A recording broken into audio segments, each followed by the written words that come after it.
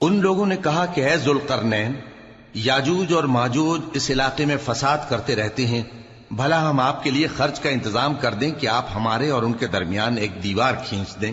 ذوالقرنین نے کہا کہ خرچ کا جو مقدور اللہ نے مجھے بخشا ہے وہ بہت اچھا ہے، تم مجھے قوت بازو سے مدد دو، میں تمہارے اور ان کے درمیان ایک مضبوط رکاوٹ بنا دوں گا۔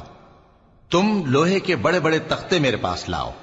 چنانچہ کام جاری کر دیا گیا، یہاں تک کہ جب اس نے دونوں پہاڑوں کے درمیان کا حصہ برابر کر دیا اور کہا کہ اب اسے دھوکو، یہاں تک کہ جب اس کو دھونک دھونک کر آگ کر دیا تو کہا کہ اب میرے پاس تانبا لاؤ کہ اس پر پگھلا کر ڈال دوں۔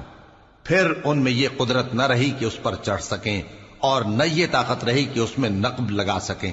بولا کہ یہ میرے پروردگار کی مہربانی ہے، پھر جب میرے پروردگار کا وعدہ آ پہنچے گا تو اس کو ڈھا کر ہموار کر دے گا، اور میرے پروردگار کا وعدہ سچا ہے۔ اس روز ہم ان کو چھوڑ دیں گے کہ روئے زمین پر پھیل کر ایک دوسرے میں گھس جائیں گے، اور سور پھونکا جائے گا تو ہم سب کو جمع کر لیں گے، اور اس روز ہم جہنم کو کافروں کے سامنے لائیں گے، جن کی آنکھیں میری یاد سے پردے میں تھیں اور وہ سننے کی طاقت نہیں رکھتے تھے۔ اب کیا کافر یہ خیال کرتے ہیں کہ وہ میرے بندوں کو میرے سوا اپنا کارساز بنائیں گے تو میں خفا نہیں ہوں گا؟ ہم نے ایسے کافروں کے لیے جہنم کی مہمانی تیار کر رکھی ہے۔ کہہ دو کہ ہم تمہیں ایسے لوگ بتائیں جو اعمال کے لحاظ سے بڑے نقصان میں ہیں؟ یہ وہ لوگ ہیں جن کی دوڑ دھوپ دنیا کی زندگی میں برباد ہو گئی اور وہ یہ سمجھے ہوئے ہیں کہ وہ اچھے کام کر رہے ہیں۔ یہ وہ لوگ ہیں جنہوں نے اپنے پروردگار کی آیتوں کو نہ مانا اور اس کے سامنے جانے سے انکار کیا، تو ان کے اعمال ضائع ہو گئے، سو ہم قیامت کے دن ان کے لیے کچھ بھی وزن قائم نہیں کریں گے۔